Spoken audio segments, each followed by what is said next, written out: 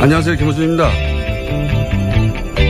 지난 월요일 우리 외교부와 중국 외교부는 교류 협력을 정상 궤도로 회복한다는 동시 성명을 냈습니다. 중국과의 사드 갈등이 봉합 국면에 들어섰습니다. 야당에서는 굴욕 외교라고 비판을 합니다. 한마디로 중국의 경제보복으로 우리 기업이 입은 경제적 손실에 대한 보상, 사과를 받아냈어야 한다는 겁니다. 그런데 사드 배치로 인한 중국의 보복은 없다고 강조하고 또 강조했던 게 박근혜 정부 아니었습니까? 작년 사드 논란이 시작될 당시부터 박근혜 정부와 새누리당은 중국 경제 보복을 인정하지 않았죠. 명백한 보복 조치가 이루어지고 있는데도 아니라고 우겼습니다. 탄핵 기간 동안의 경제관계 장관 회의에서조차 사드로 인한 중국의 경제 보복 조치를 부인했죠.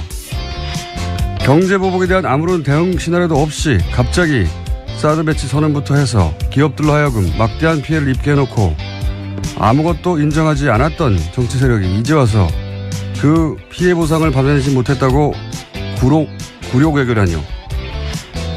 자기들이 잘못해 만들어낸 피해 책임을 왜 그걸 어렵게 해결해가고 있는 사람들에게 묻나요? 그리고 보수가 그렇게 중요하게 생각하는 미국 국무부가 이 공동성명에 대해 환영 성명을 낸 건 또 어떨 겁니까? 시비를 걸어도 좀 말이 되는 걸로 봅시다. 김어준 생각이었습니다.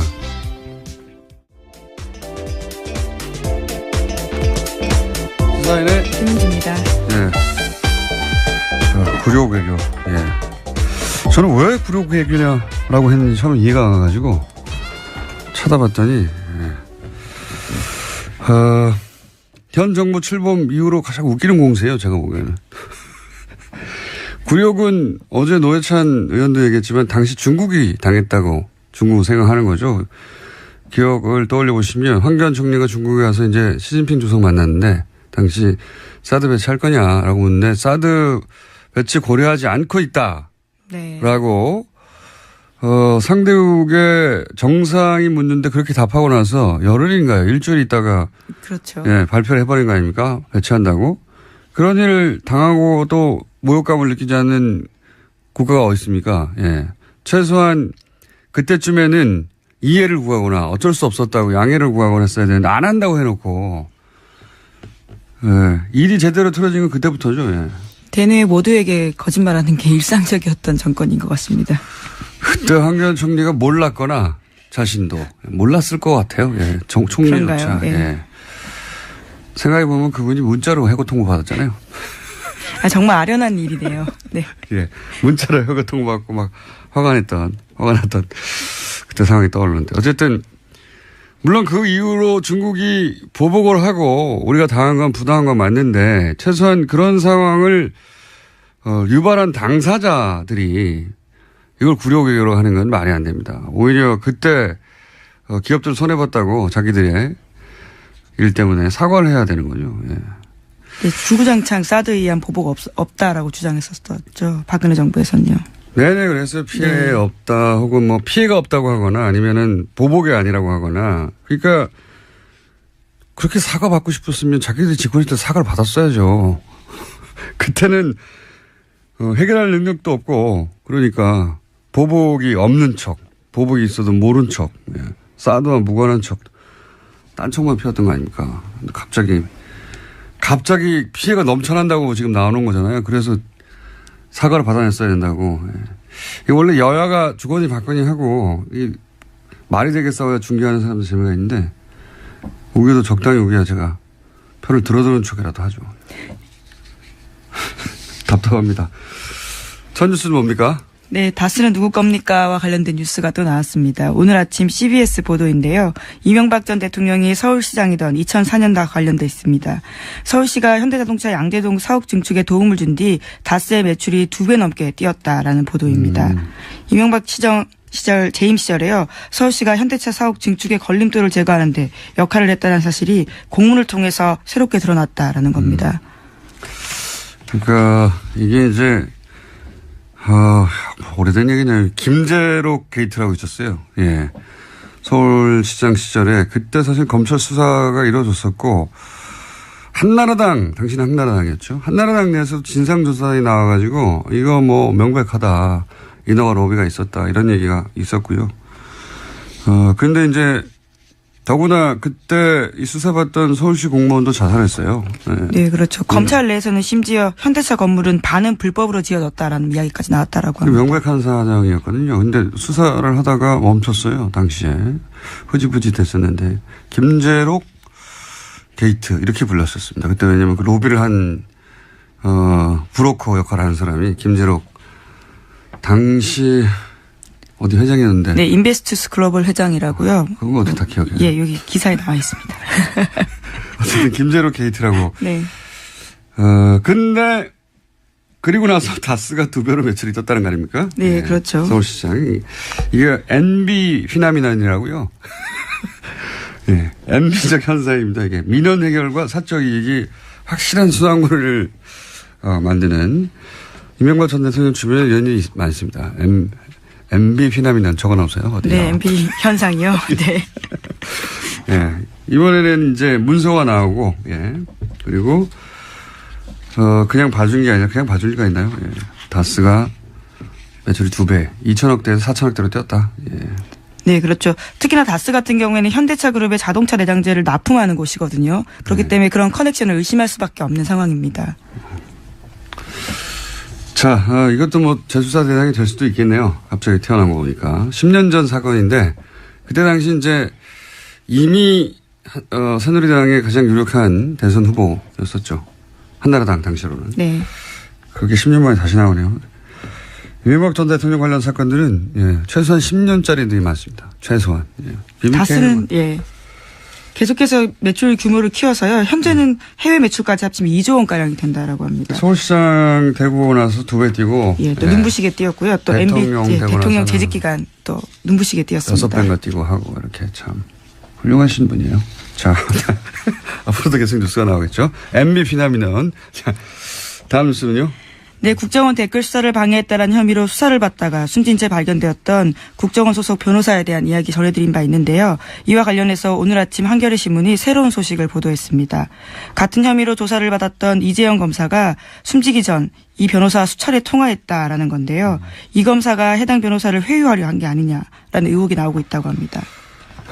그때 뭐 통화만 한 거 가지고는 내용을 알 수 없으니까요. 예. 통화를 할 수도 있겠죠, 당연히. 같은 사안으로 조사를 받던 상황이니까. 이제 여기서 사실은 유가족 입장도 들어봐야 되는데, 유가족이 이럴 경우에 이제 잘, 취재에 응하지는 않는데, 통상 유가족은 자살을 정말로 했다고 하더라도 대부분 유가족들은 받아들이기 힘들어 하죠. 그래서 갑작스러운 죽음이기 때문에요. 자살할 이유가 없다고 이렇게 말하기 마련이긴 합니다만, 유가족 관점에서 의심스러워할 대목들이 있을 겁니다. 네. 그 부분 확인해 봐야 될 것 같고요. 그만하니까 생각나는데 매우 특이하게 이런 류의 죽음에 대해서 자살이 맞다고 유가족이 거꾸로 이야기해 준 제가 기억하는 거의 유일한 케이스가 소위 마티 자살 사건이죠. 예. 그때 자살이 맞다는 뉘앙스로 오히려 의혹을 해명하는 역할을 부인이 했었죠. 예. 네, 근데 그 건 같은 경우에는 최근에 국정원개혁발전위원회가 발표를 했었는데요. 또 자살이 맞다 이런 결론이 나오긴 했습니다. 문서상으로는 특이점이 없다. 자살이 맞는 것 같다라고 했는데 예를 들어 그게 블랙 오퍼레이션 흔히 말하는 였다면 뭐 거기 써 있을까요? 여하간 저희가 방송을 시작한 이후로도 이런 류의 자살이 굉장히 많았는데요. 예. 관심을 가지고 계속 저희는 지켜보고 있습니다. 유가족도 접촉을 한번 해보고요. 자, 다음 뉴스는요. 네, 국정원 특활비 관련된 수사가 계속 진행되고 있습니다. 이번에는 청와대가 지난해 4.13 총선을 앞두고 새누리당 내 경선 등과 관련해서 비공식 여론조사를 했다라는 건데요.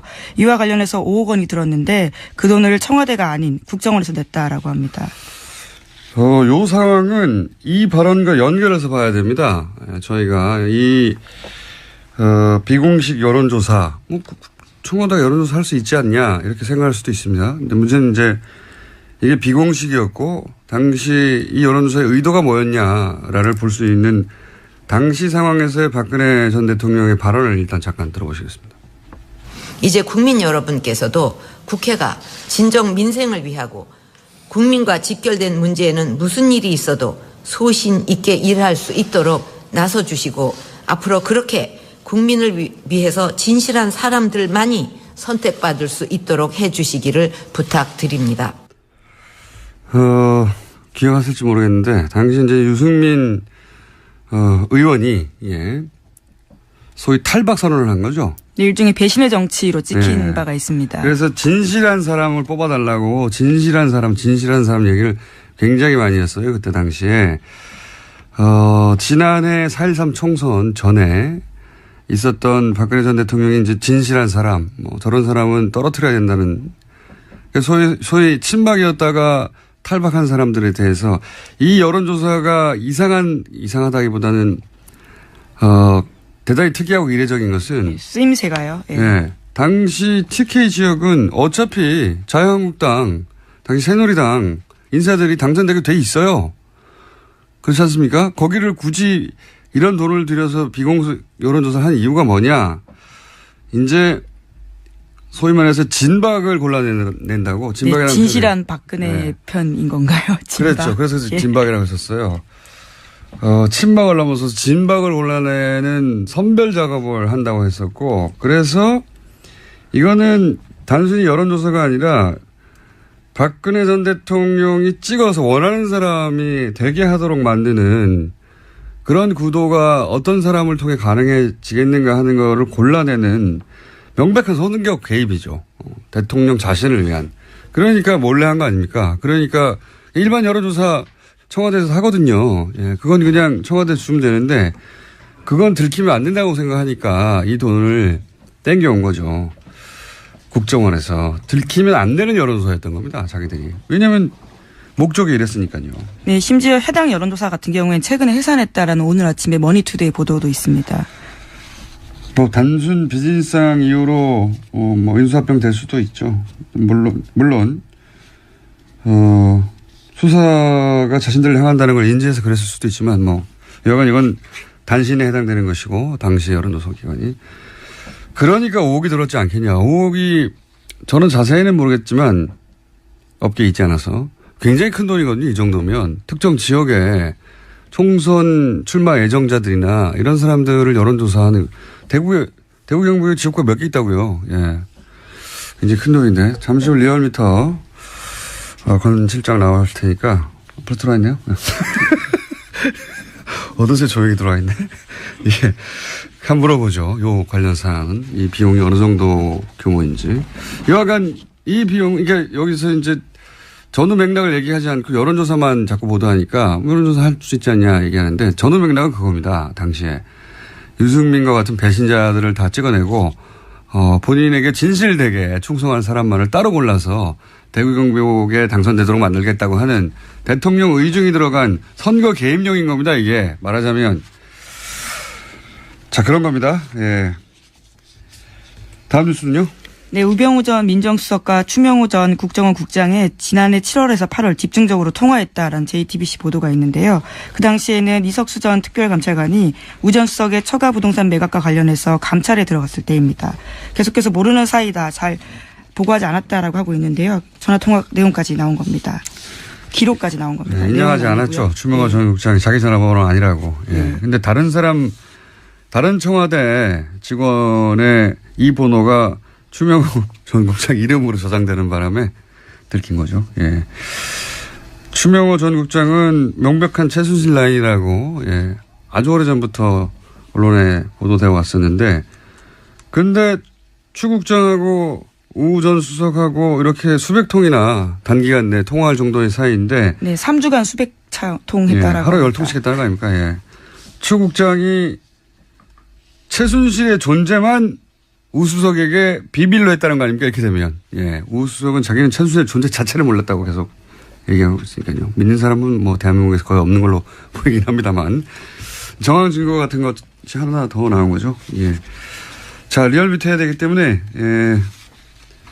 제목 정도 스르륵 훑어보가요? 예. 네, 블랙리스트 항소심 진행 중인데요. 이와 관련해서 어제 김기춘 전 비서실장이 청와대 캐비닛 문건 관련해서는 이것이 문제가 있다라는 주장을 했는데요. 조윤선 전 장관 쪽에서도 상당 부분 문건이 가려져 있기 때문에 이것은 증거로 쓸 수 없다라는 취지의 주장을 했습니다. 가려달라고 한 건 박근혜 전 대통령 쪽에서 가려달라고 한 거예요. 심지어 특검에서 다 봤다라고 하는데 왜 이렇게 문제 제기하는지 모르겠다라고 반박했습니다. 특검 쪽에서요. 자, 크게 신경 쓸 내용 아닌 거고요. 다음 뉴스 제목. 네, 미국 국무부가요. 네. 조셉윤 대북정책 특별대표를 통해서 유엔 북한 대표부와 접촉하고 있다고 로이터 통신이 보도했습니다. 네. 미국이 물밑에서 북한과 접촉하는 게 아니냐는 이야기는 저희가 오랫동안 해왔죠. 예, 이번에는 좀 더 구체적으로 나왔습니다. 직접 말을 했으니까요. 예. 조셉윤 대표가 북미 대화에 나서겠다 이런 얘기를 구체적으로 한 것이고. 예, 북한이 2달간 도발을 중단하면 북한 미국 간의 대화를 나서겠다라는 구상을 러시아에 전달했다라고 합니다. 2달 이미 됐는데요. 예. 그러니까 저희가 한 달 전인가요? 2달 전인가요? 러시아 역할이 부상할 수 있다는 얘기를. 최선희 국장 같은 경우도 네. 계속 가고 있고요. 러시아를. 우리도 뭐 러시아와 접촉이 계속 있어서 러시아가 중국 대신에 중국이 지금 우리하고 뭐 사드나 이런 문제로 좀 소원했지 않습니까? 그래서 러시아한테 그런 역할을 맡길 건가 보다 했는데 그래 왔던 것 같습니다. 러시아가 이걸 중간에서 역할을 하고 있었다는 뉴스가 나온 걸로 보아 뉴스공장의 분석은 항상 맞다. 그런 결론으로 가실 거라고 깜짝 놀랐습니다. 네. 저희가 예상했지 않습니까? 자, 네. 여기까지. 시사인의 김은지였습니다. 감사합니다. 네. 8월 6일 리얼미터 그것마저 알려주마 리얼미터 권순정 조사실장 나왔습니다. 네. 안녕하십니까? 안녕하십니까? 네, 빨리빨리 진행해보죠. 네. 네. 거의 뭐 해봤자 뭐 1%, 2%니까. 네. 좀, 요번에 좀 많이 올랐네요. 아, 그래요? 예. 네. 자, 그러면 빨리빨리 해보죠. 대통령 지지율은 어떻습니까? 예, 지난 4주 동안 거의 변동이 없었죠. 네. 뭐 근데 0. 몇 프로 올랐다 내렸다 몇 예, 이번 주에는 2.2%포인트 올라서 69.4%가 되었습니다. 예, 부정평가는 27%에서 25.4%로 떨어졌고요. 추세가 어때요? 그러면 예를 들어서 추세가 수요일 네. 어제 일간 집계는 어떻습니까? 네, 그래서 어제 시정연설이 있었죠. 여론 주목을 많이 받았는데 어제는 일간 집계가 71.7%까지 올랐습니다. 반만에 좀 올랐네. 한 네. 9월 4일 이후에 약 2개월 만에 처음으로 70%대를 다시 돌파를 했고요. 리얼미터 기준으로. 예. 네. 그리고 보수 중도 지금 분석을 해보니까 이념 성향이 다 올랐더라고요. 네. 그리고 영남과 2.2%입니다. 수도권 포함해서 다 올라서 전체적으로 보합세에서 약간 상승세. 약간 이제 강보합세라든지 예. 그렇게 봐야 되지 않을까 싶습니다. 떨어질 때 0점 몇, 뭐 올라갈 때 2, 뭐 이런. 예, 뭐 다른 여론조사에서는 상당히 많이 큰 폭이 있는데 저희 리얼미터 같은 경우는 네. 매일매일 하다 보니까. 예, 그렇게 크게 변화는 없습니다. 근데 네. 2.2%포인트 좀 정도 추세가 되면, 약간 상승세, 약간. 예. 예, 그렇게 봐야 될 것 같습니다. 민주당도 역시 약간 상승세. 예, 올랐습니다. 1.7%포인트 올라서 50.9%를 기록했고요. 지난주까지는 40%대였는데 다시 50%대로 올랐었습니다. 자유한국당 아무래도 좀 떨어졌긴 해서 시끄럽습니다. 예, 자유한국당은 친박 출당을 둘러싸가지고 많이 갈등이 전폭되고 있지 않습니까? 그리고 국정원 특활비 청와대 상납 의혹 이것도 역시 많이 일부 영향을 미치고 있지 않나 어제 싶은데요. 일간 집계로 어때요? 추세상. 어제 일간 집계에서는 상당히 많이 떨어졌습니다. 어제 일간 집계에서는 15.3%까지 하락을 좀 했습니다. 많이 떨어졌네요. 네, 15.1. 네, 그렇습니다. 17, 8 하다가, 예. 국민의당, 정의당 같은 경우는 각각 0.7%, 1.0%포인트 오른 6.6%, 5.7%였어요. 거의 변화가 없는 가운데 조금씩 오르는 이제 경향을 보이고 있고요. 바른정당이 좀 크게 약세를 보이고 있습니다. 그럴 수밖에 없겠죠, 지금. 네. 당이 지금 존립이 가능하냐 마냐 하는 상황이니까. 예, 떨어진 포인트는 그렇게 많지 않지만 4.4%를 기록했는데요. 네. 7개월 만에 최저치로 하락했습니다. 특히 31일 화요일 일간 집계에서는 3.9%까지 떨어졌고요. 알겠습니다. 지금 분당 위기에 있기 때문에 이런 부분들이 반영이 되고 있지 않나 그건 싶습니다. 뭐 예상 가능했던 네. 수치고요. 대통령이 뭐 60구나 70이나 그게 그겁니다. 예. 떨어져도 그게 그거고 올라도 저는 그게 그거라고 보는데 어쨌든 추세는 그런 식으로 약간 강보합 혹은 약간 상승세다. 네, 그렇게 봐야 될 것 같습니다. 네. 자, 이번 주 이런 거 하다가 항상 현안조사 네. 별 큰 차이 없다 이렇게 해주시고 제가 보기에는 별 큰 차이 없습니다. 이 말할 때 빨리 시작해야 됩니다. 네, 현안조사. 이번에는 네. 조금 핫한 조사를 좀 마련을 네. 했습니다. 낙태죄를 유지해야 되는지 폐지해야 되는지 이 부분에 대해 조사를 이거 해봤는데요. 궁금합니다. 제 기억으로 리얼미터가 이거 조사한 적이 있어요. 언제인지 기억 안 나는데. 7년 전 2010년 좀 오래됐군요. 2월입니다. 요즘에 어제 청와대 홈페이지 들어가 봤더니 네. 낙태와 관련된 그 청원이 무려 105개 정도 어제 기준 제가 봤을 때였고 20만 명 이상이 또. 예. 예. 특정 낙태죄 그거는 이제 폐지를 해야 된다는 청원이었는데 23만 명 이상이 잡혀 있더라고요. 그래서 언론을 비롯해서 상당히 핫한 이슈인데 결과는 바뀌었을 폐지를 것 같아요. 해야 예. 깜짝 놀랐는데 이게 우리나라 사람들 좀 사회적인 이념 성향으로 보수적인 성향이 조금 더 강하거든요. 그래서 폐지를 해서는 안 된다라는 의견들이 조금 많이 나오지 7년 않을까. 전에 그랬죠. 예, 7년 전에는 그렇게 나왔습니다. 명백하게. 예, 네. 근데 요번에 조사를 해보니 폐지를 해야 된다. 낙태죄를 폐지를 해야 된다라는 의견이 51.9%가 나왔고 절반을 넘었었습니다. 그리고 폐지를 하지 않고 유지를 해야 된다는 것이 36.2%였습니다. 조금 더 소개를 해드리면 2010년 2월에 조사한 것은 낙태 허용을 해야 되는지 말아야 되는지 이렇게 물었는데 거의 비슷한 조사이죠. 이때는 허용해서는 안 된다는 것이 53.1%였고 허용 찬성이 33.6%입니다. 정확하게 뒤집어졌네요. 거의 이제 숫자가 비슷하게 이제 뒤집혀온 겁니다. 7년 사이에 상당히 많은 변화가 있었던 것 같습니다. 저는 이 조사를 작년에 했어도 수치가 이렇게 안 나왔을 것 같아요. 그렇습니다. 저도 그 부분에 동의를 합니다. 예, 시대 정신이 바뀌어가고 있는 거거든요. 네. 이게 이제 실제 시대 정신이라는 게 정권을 바꾸는 건지 정권이 네. 바뀐 것이 시대 정신에 영향을 주는 건지 뭐 서로 영향을 주고 받겠지만 네.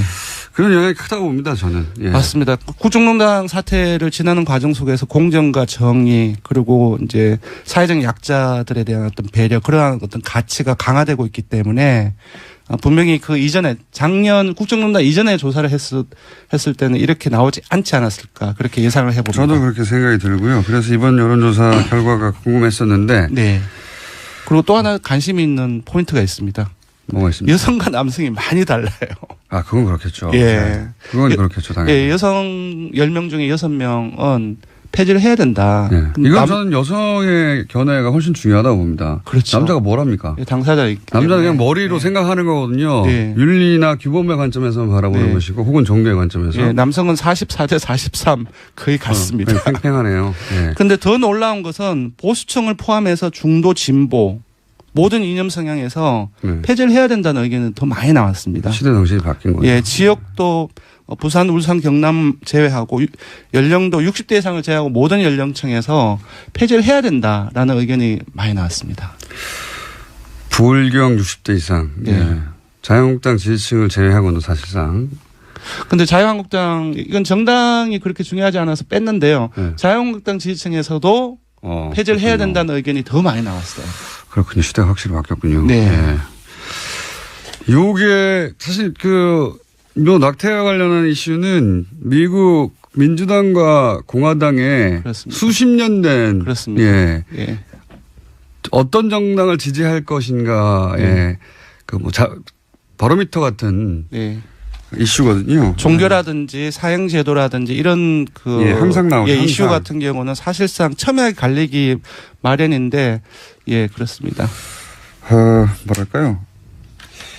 이런 여론조사를 보다 보면 최근에 이제 미국의 상황을 보다 보면 미국을 참 부러워했었어요 예전에. 예, 미국이 여러 가지 사회 제도나 정치 시스템이나 아니면 이런 이슈를 다루는 어떤 정도 눈높이가 네.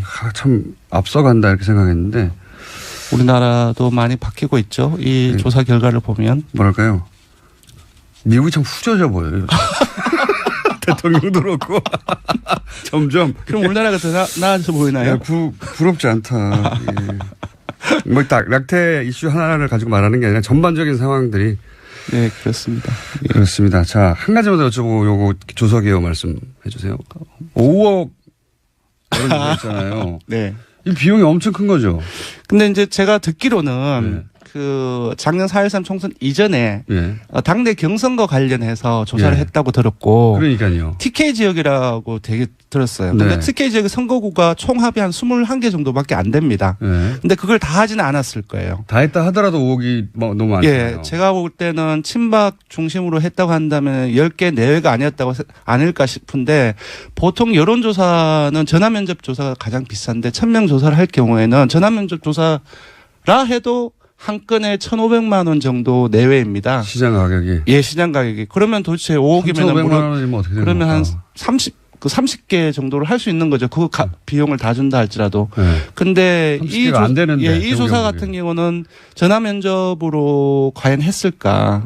자동응답을 많이 했을 가능성이 높다. 그럼 더 왜냐하면 싼데. 예, 그 A 업체가 본인이 직접 여론조사가 아니라 하는 곳이 외주. 정치 컨설턴 아. 대체하는 회사이고 그런 경우는 외주를 주고 또 외주 비용은 되게 싸게 돌리거든요.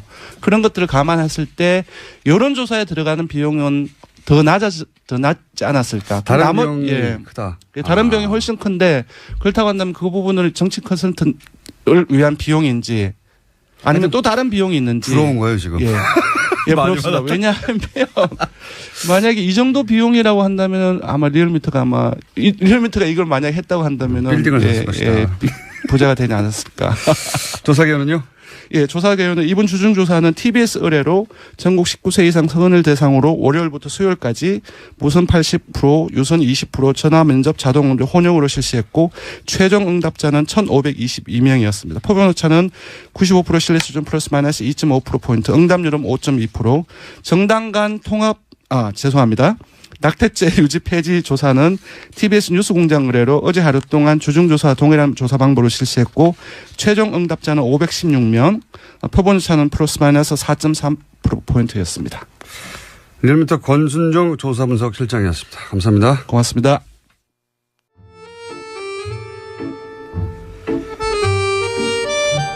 우여곡절이 많은 코너. 어떨 때는 사람들이 없애버려야 된다고 문자가 쏟아지고 어떨 때는 환호하는 내부자들 민주당의 안민석 의원 나오셨습니다. 안녕하십니까. 네, 더불어민주당 국민재산찾기 특별위원회 위원장 처음으로 당에서 뭐 하나 맡아봤습니다. 안민석 의원입니다. 자유한국당의 김성태 의원 나오셨습니다. 안녕하십니까. 예, 안녕하세요. 김성태입니다. 근데 김성태 의원님. 예. 최순실 재산 몰수 안 합니까? 아이, 최순실 재산 몰수를 위해서 특별법 발의도 지금 안민석 의원과 많은 동료인들이 참여한 가운데 하셨잖아요. 그리고 자한당 중에서 유일하게 김성태 의원 한 분이 특별법 서명도 하셨는데요. 예. 자한당은 여기 대해 가지고 어떤 입장이에요, 지금? 아이, 그 법이 이제 구체적으로. 이거 통과시키기 싫으니까 괜히 뭐 합당한다, 뭐 탈당한다 하면서 우당탕당 하면서 국민들 시선을 딴 데로 아이, 끄는 거 아니에요? 국회에서. 최순실이가 얼마나 지금 고마워하고 있어요. 법을 특히 공장장. 심의하고 논의해서. 공장장을 의결을 다 세게 꺼내가지고 최순실 재산몰수 확 들어가게 해가지고 일각에서 지금 들리는 이야기가 최순실이가 공장장하고 주진우를 굉장히 고마워한다고. 안민석 의원 그렇게 하는 겁니다. 그렇게. 이게 특별법은 아무래도 입법기관인 우리 각 의원들을 정파나 정당 다 달리하고 또 정치적 이해관계 다르겠지만은 그 법을 대표 발의한 안민석 의원께서 끊임없이 우리 의원들을 만나고 최순실 재산 몰수에 대한 이 당위성이나 또 정당성에 대해서 폭넓게. 동의하시죠? 저는 그 부분 몰수해야 되죠. 근데 예. 지금 정기국회가 한 달밖에 안 남았거든요. 네. 특별법 제정 제가 볼 때는 가능성이 굉장히 낮아요. 그러니까 안민석 의원께서 낮아서 그 가능성, 최순실 재산 몰수 지금 한 푼도 못하게 생겼어요. 보통 일이 아닙니다, 이거. 그 가능성에 대해서 지금 말씀을 하시는데. 국민 여러분, 국회는 지금 최순실 재산 몰수 저도 이야기 전혀 좀 지금 생각이 없습니다. 저도 이야기 좀 김성태 의원님 서명만 했지 네. 속으로는 전혀 생각이 없다고 저는 봅니다. 안민석 해명해 의원께서 보십시오. 그 법을 국회에서 처리하기 위한 처절한 진정성이 국회 내에서 이렇게 의원회관 방에 299개를 돌아다니면서 이 법 꼭 처리되어야 된다는 그런 뭐 입장을 그렇게 슬퍼하고 뭐 설득하기보다는 맨날 아니 최순실 재산 몰수 못하는 게 안민석 탓입니까? 안민석이 뭐 끝나지 않은 노력부족입니까? 전쟁 책이나 팔려고 전국에 유람하고 심지어 미국까지 그 북콘서트 열고. 아니 책을 우리는 팔아야지 그렇게 하면서 독일 가가지고 그 재산을 법통과를 이야기하는 게 이게 맞습니까? 예? 그러고는 여기 김어준 공장장 앞에서는 말이에요. 국민들 앞에 호소하고. 그래서 좀 안 맞아요. 제가 최순실 재산 몰수해야 된다는 이 말씀 드리기 위해 가지고 지금 북토크를 50회 하겠다고 약속을 이 자리에서 했지 않습니까? 네, 몇 회 하셨어요, 이때? 오늘 경기도 화성에서 하는데요. 오늘이 40번째입니다. 아우, 힘들어요. 예, 아주 자기 할 힘들고요. 때는 다 하면서 이 최순실 특별법 처리 안 된다고 동료원들한테 또 원망하고 그러면 안 되는 거예요. 알겠습니다. 그럼 제 노력이 부족한 것으로 받아들이고 제가 더 열심히 노력하는데 예. 근데 제가 전체적으로 보니까 저희 더불어민주당 저희 쪽에서도 좀 미온적이고요. 예. 그다음에 자유한국당하고 바른정당은 적극 반대고 국민당은 말로는 당론으로 채택을 지난 연말에 했다고 하는데 실질적으로 하는 건 아무것도 없어요. 근데 제가 이제 국민당이 여기 돼가지고 특별법 서명을 한 20명밖에 안 했다고 해서 뭐 그런 좀 반대의 뉘앙스로 이야기, 저는 그런 건 아닌데 특별법의 서명을 절반밖에 안 했던 이야기를 한 건데 국민당 측에서 오해를 했어요. 왜 안민석이가 국민당이 반대한다고 했느냐. 우리는 당론 발의까지 지난 연말에 했는데 저는 사실 몰랐는데요.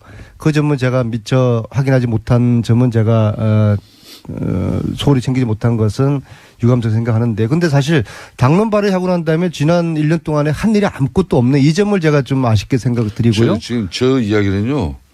뭐 그래서 그런 국민당에서 이야기 했더니 또 국민의당에서 저 안민석 의원 또 윤리위원회 국회 제소하겠다고 제소하겠다는 그렇게 입장 해서 밝히니까 이제 아니 여러 이야기가 제소 아니라 뭐 저는 뭐 안철수한테 고발도 받은 적이 있고 제소 할아버지도 괜찮은데 그럼 국민당이 당론 발의를 했으면은 나서서 실질적으로 적극적으로 이 특별법 제정될 수 있도록 국민당이 한번 앞장서 주시고 그러면 제가 국민당 제가 박수 쳐드리고 안철수도 제가 업어드리겠습니다. 안철수 업어드리겠습니다. 어쩌면 그 같은 안식끼리 금방 좋았다가 얼마 전에는 또 안철수 국민의당에서 우리 안민석 의원 또 고발건 이렇게 취하했다고 얼마나 안철수 의원을 또 칭송했습니까? 최순실 국면에서 하여튼 안시들 이상하지. 아니 국민당이 저를 띄워주려고 작정한 것 같아요. 작년 이맘때 어땠습니까? 아니, 의원님 뉴스 방송에서 한 말씀 했다고 네, 그래가 다 했던 얘기니까 방통위에 저를 제소하지 않았습니까? 그때 제가 얼마나 당에서 처음으로 자리 맡으니까 어떠세요? 네.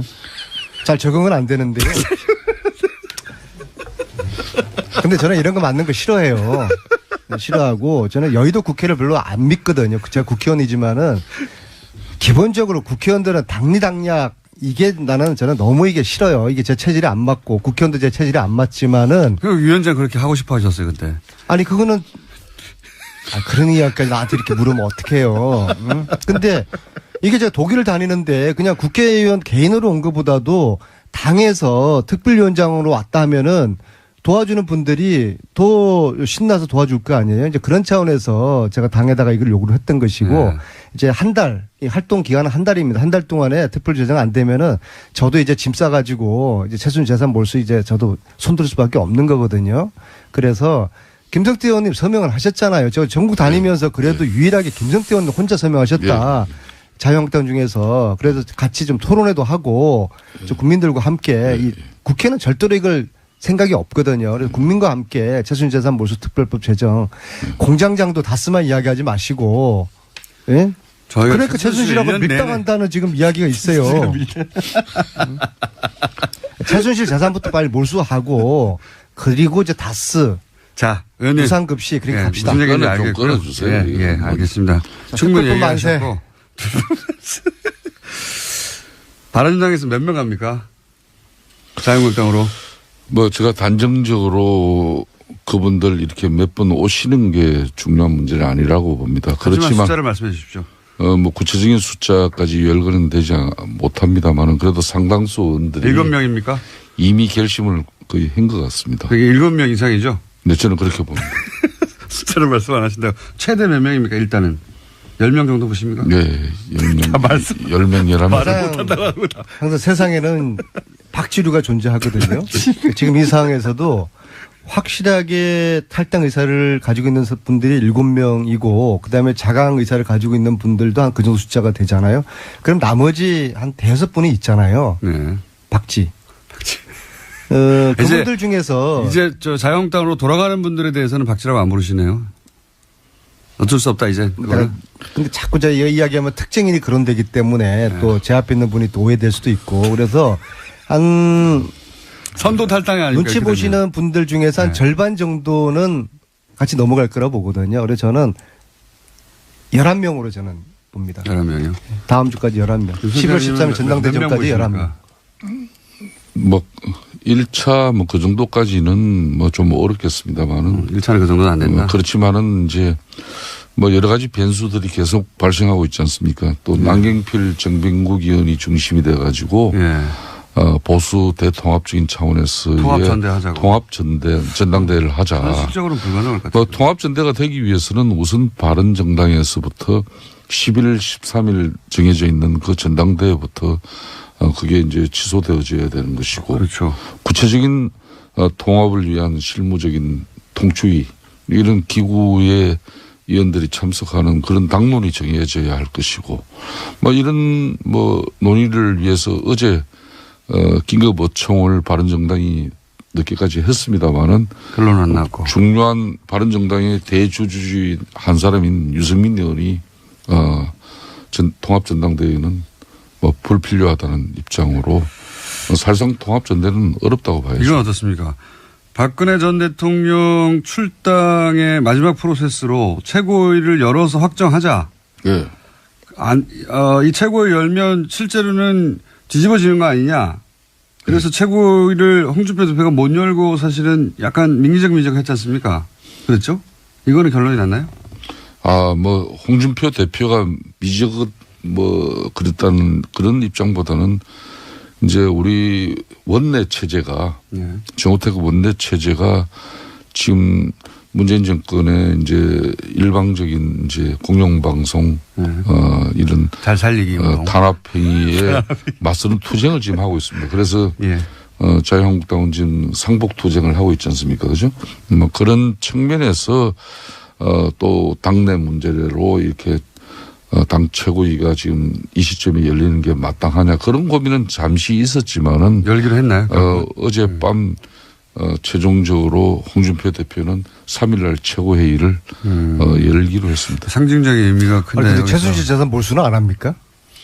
아니, 좀 이제 언제까지 최순실 몰수만 이야기할 거예요. 네. 이게 사실은 이런 통합이라든지 탈당 이런 이야기가 아니면은 지금 이 전국에서는 핵심적으로 최순실 국정농단 이게 마무리를 위해 가지고 재산 몰수 이것이 국회나 언론에서 관심이고 화제가 돼야 되는 건데 실질적으로 재산 몰수가 묻히고 난데없이 통합 탈당 이런 이야기가 지금 언론에 초점이 되고 있는 거거든요. 너무 걱정하지 않으셔도 되는 게 순차적으로 급한 거 하고 또 그 다시 돌아가서 할 겁니다. 걱정하지 마십시오. 그렇죠. 네. 그럼 재산 몰수 된다고 봐요? 안민석 의원이 그러니까 안민석 의원님이 다시 부각될 수 있는 찬스 다시 옵니다. 이번 국정감사에서도 이 방송의 공정성이나 균형성 이런 게 얼마나 지적을 받았습니까? 그러면 이 김원중 공장장이 얼마나 이 기울어진 운동장에서 그래도 이 보수 정당의 입장을 그래도 이 정치자들에게 조금이라도 그래도 들려주려고 하는 그 균형성마저도 안민석 의원은 보면 대체로 깨려고 하시는 것 같아요. 그럼 공장님 제가 딱 하나만 물을게요. 국회가 최순실 재산 몰수 특별법 통과시켜 줄까요? 빨리 좀 지금 어렵겠죠. 좀만 기다려주십시오. 안 된다니까 이게.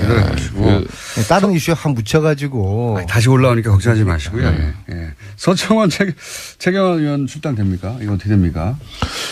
이제 박근혜 전 대통령의 자유한국당 이제 출당이 기정사실화되고 나면은 이제 서체 문제는 사실상 어총 사안이기 때문에 3분의 2가 원내 대표인 정우택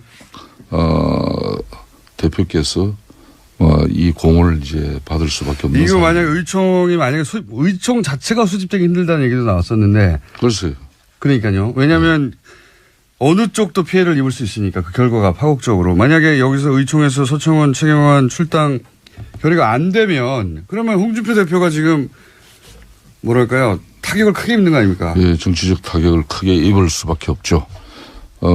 그렇지만은 이제 또 어떻게 전망하세요? 의총은 열린다 안 열린다. 홍준표 대표는 윤리 결정을 상당히 지금 존중하는 입장이에요. 그렇기 때문에 어총 소집은 정우택 원내대표께서 이 문제에 대해서는 적절한 시점에 판단을 하지 않겠냐 이렇게 봅니다. 어떻게 전망하십니까? 열리긴 열립니까 의총이? 1번 의총은 열린다. 안 열린다. 직접적으로 이 문제만 가지고 열리는 거는 그렇게 어렵다.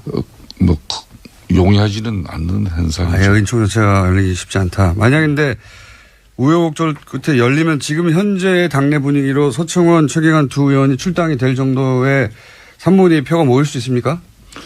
그 부분은 네. 국민적 여론이 어떠냐에 따라서. 우리 당을 지켜보는 우리 국민들이 이 문제에 대한 어떤 인식이나 여론이 아마 우리 의총의 결과로 가름되죠. 의원님이 보시기는 어떻습니까? 지금 현재 전망하자면. 그걸 지금 이 방송에서 그 전망을 그렇게 개인적인 전망인 거죠, 그냥. 저는 네. 그 부분은 거듭 한결같습니다. 국민 여론이 이 부분에 대한 되게 결정. 어렵죠, 출당. 현재는. 사실상 이 문제는 우리 당이 유능한 정치를 통해서 문제를 해결할 수밖에 없는 문제입니다. 유능한 정치라는 어떤 건가요? 그건 바로 국민의 뜻을 받드는 길밖에 없는 거죠.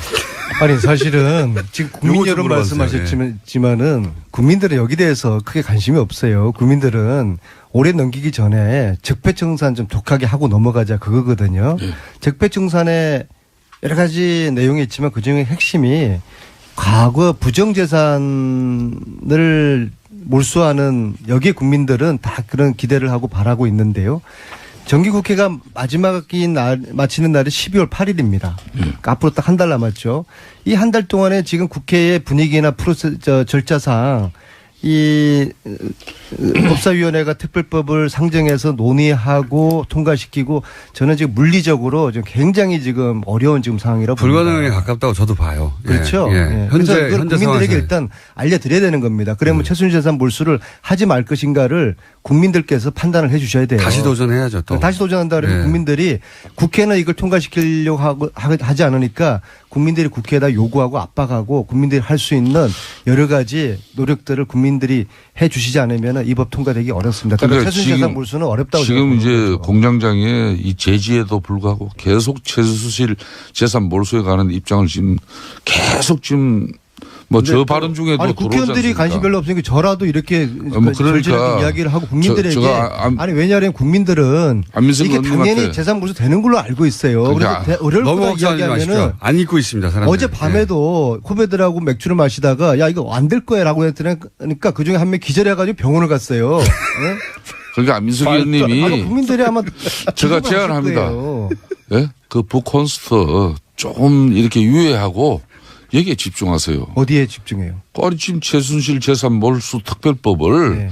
본인이 대표 발의하시고 아까도 이야기했지만은 북콘스트에 너무 집중하다 보니까 물론 전국의 현장을 다니시면서 최순실 재산 몰수의 당위성에 대해서 또 직접 국민들을 만나는 그 아니 시간도 제가 이렇게 하니까 소중한데. 일각에서는 도지사 행보하는 거라고 요 사안인데. 하시는데 정말 아니, 저는 그걸 내일 저는 나가서 얘기하시고요. 그창 가서 북톡하고 아니 도지사 행보가 아니라 아니, 오히려 나는 백분 그래요. 행보라고 이야기 도지사 하시면은 문제도 저 그 이야기 하건 나왔는데 건데요. 예. 아니, 국회는 민주당의 김성태 지금 의원님이 이제 경기도지사 문제는 예?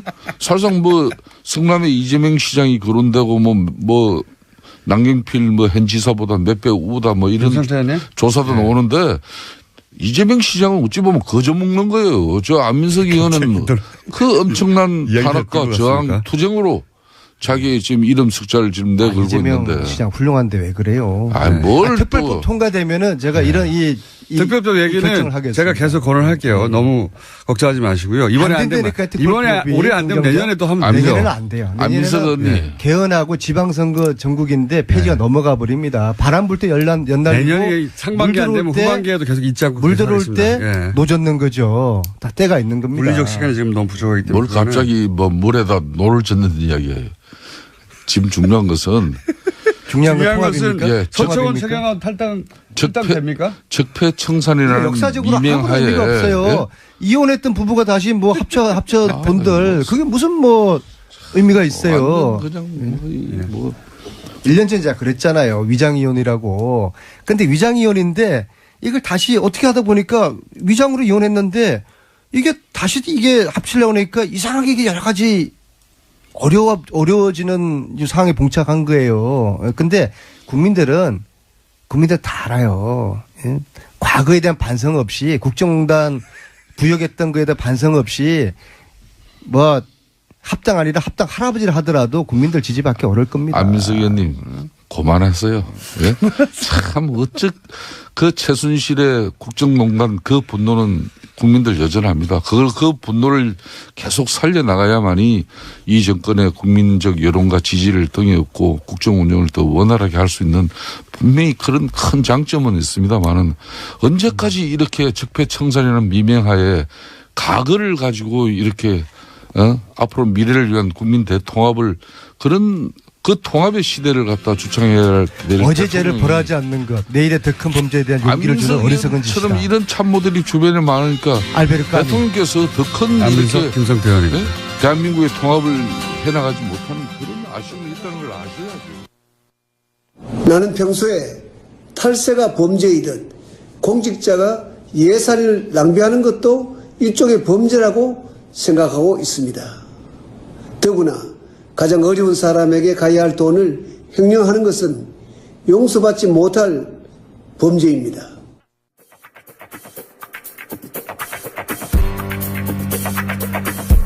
오랫동안 정치구단이라는 별명으로 불리신 분입니다. 박지원 전 국민의당 대표 나오셨습니다. 안녕하십니까? 안녕하세요. 네. 목소리가 좋으신 거 보니 기분이 좋으신가 봅니다. 요즘 잘 돼가잖아요. 제가 미워하는 MB가 곧 구석되게 돼 있다. 다스는 누구 겁니까? 국감에서 여러 번 물어보셨더라고요. 예. 아직도 몰라요? 해벌리피쉬는 누구 겁니까? 최순실 거죠. 예. 예. 그건 안 해. 네. 다스는 누구 겁니까? 이 MB 거라고 지난주에 말씀하셨죠. 예. 자기 더 고소 안 달래. 다스는 MB 겁니다. 해벌리피쉬는 최순실 거고. 예. 시원시원하게 말씀해 주시고. 옛날 나라는 박근혜 거고. 국민의당은 누구 겁니까? 당원 겁니다. 바로 그 말씀 드리니까 갑자기 생각난 건데 어젠가 그저께 안철수 대표가 인터뷰를 했는데 문재인 대통령은 이제 경쟁 상대가 아니다. 선거가 다 끝났기 때문에 이렇게 말씀하셨어요. 처음부터 아니었어요. 아니 그걸 이상하게 듣지 말고 대통령이 당선되면은 대통령이지 문재인 대통령도 다음 대통령 안 나와요. 그렇기 그렇죠. 때문에 경쟁 상대가 아니고 일단 선거 결과에 승복을 하고 당선된 대통령에게 협력할 것은 협력하고 야당으로서 지적할 건 지적해야지 무조건 나쁘다고 하면 안 돼요. 근데 제 장점이 뭐냐? 네. 잘하는 건 잘한다 하고 네. 못하는 건 못한다고. 박지원 같은 사람이 없어요. 아니 근데 이런 질문이 나온 이유가 안철수 대표가 선거 다 끝났는데 마치 지금 대선 경선하는 것처럼 계속 문재인 대통령만을 향해서 발언을 쏟아내니까 아무래도 기자들이 그런 질문을 했겠죠. 근데 거기에 대해서 이제 경쟁 상대가 아니다. 선거가 다 끝났기 때문에 이런 답변이 6개월 있다가 나왔다는 게 신기하다는 거죠. 예. 처음부터 그렇겠죠. 아니 지금 12월에 대선 없다는 걸 11월 돼서 깨달은 게 아닌가 싶기도 하고요. 그냥 공장장은 안철수. 처음부터 아니었어요. 재밌는 답변이었습니다. 아주. 자, 시정연설은 어땠습니까? 어제? 기왕 있었던 어제 큰일이니까. 어제 제가 그 자리에서 SNS에 올렸었는데 예. 제가 볼 때는 감동적으로 잘했어요. 그 도입 부분에 말이죠. 예. IMF 외환 위기를 당해서 우리 국민이 당했던 눈물 예. 그리고 국복 과정에서 금모기 등 예. 국민 총화를 이루는 그걸 탁 도입하는 것을 보고 예. 그때 주역이셨잖아요. 그때 대표님이. 그렇죠. 예. 제가 IMF 국복하는데 은메달 딴 사람이죠. 예. 그런데 맞습니다. 예. 진짜 저건 누가 썼는지 누가 저렇게 연출을 했는지 참 잘했다. 저건 바로 IMF 외환 위기를 가져온 세력이 예. 오늘의 적폐 세력이에요. 그렇죠. 역사가 오래됐습니다, 사실. 그렇죠. 예. 그리고 그렇게 금모으기 등 국민 통합을 이루어서 극복한 세력이 우리란 말이에요. 예. 또 민주당이란 말이에요. 지금은 또 갈라져 있지만. 네. 그렇기 때문에 다 그렇게 도입하면서 나도 문재인 나도 이러한 과정을 겪어서 지금 현재의 어려움을 극복하겠다. 그런 의지를 보여주는가 하면은 대북 정책에 대해서는 DJ의 베를린설은 순서만 바뀌었지 너무나 감동적으로 잘하더라고요. 그건 잘하는 거죠. 그렇게 받아주셨군요. 네. 그런데 개헌 문제. 네. 그건 지금 현재 대통령께서는 자꾸 지방 분권만 네. 강조를 하는데 국회나 국민은 권력 구조 네. 분권을 요구하고 있는데 거기에서 좀 앞으로 네. 상당한 토론이 필요하다. 그리고 부자 증세 없는 세수 증대는 서민과 영세상인 월급쟁이들한테 고통을 너무 강요하는 것 아닌가 그런 생각 가졌어요. 그런데 잘했어요. 잘한 건 잘한 거예요. 전반적으로 잘했고 예, 그런 부분이 좀 훌륭했어요. 걸렸다. 이건 어떻게 평가하십니까? 최근에 중국과 사드 문제가 이제 뭐 아직 완전히 해결됐다고 말할 수는 전혀 없고 어쨌든 서로 잘해보자 봉합 국면에 들어선 것 같은데 여기 대해서 야당에서는 보수 야당에서는 일단 굴욕외교라고 하잖아요. 저는 왜 굴욕외교라고 하는지 잘 이해가 안 가는데 요 대목은 어떻게 평가하십니까? 잘했어요. 그것도 잘한 겁니까? 외교는 예. 다 얻을 수 없습니다. 그리고 우리는 대한민국은 도랑이든 소예요. 미국 풀도 먹어야 되고 중국 풀도 먹어야 됐는데 우리나라 지정학적으로 미국, 일본, 중국, 러시아 세계 초 4대 강국에 둘러싸여 있는 나라인데 여기에서 줄타기를 잘하는 게 외교예요. 네. 어떻게 미국도 만족시키고 중국도 만족시킬 수 있어요? 네, 100%는 안 되죠. 안 되죠. 네. 그런데 이렇게 해결해 나가고 또 문제가 있는 것은 또 그대로 남겨놓으면서 해 나가는 것이 외교지. 그래서 구동존이라고 할 거예요. 그런데 그 비난하는 사람들은 구동존이가 무슨 말인지 모를 거예요. 이거 어떻습니까? 최근에 이런 똑 잘라서 요 대목만 한번 여쭤볼게요.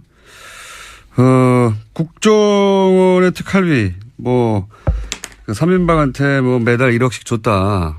이런 얘기 하니까 자유한국당에서는 김대중 정부 때도 있었다라고 이제 김대중 정부를 탁 특정해 버렸어요. 근데 김대중 정부 때 있었던 일이라면 대표님이 모를 수 없지 않습니까? 예. 비서실장도 하셨는데. 요거는 어떻게 되나요? 분명한 것은 박정희, 예. 전두환, 예. 노태우, 김영삼 정부에는 있었어요. 제가 청와대에 들어가니까 제가 공보수석이었는데 예.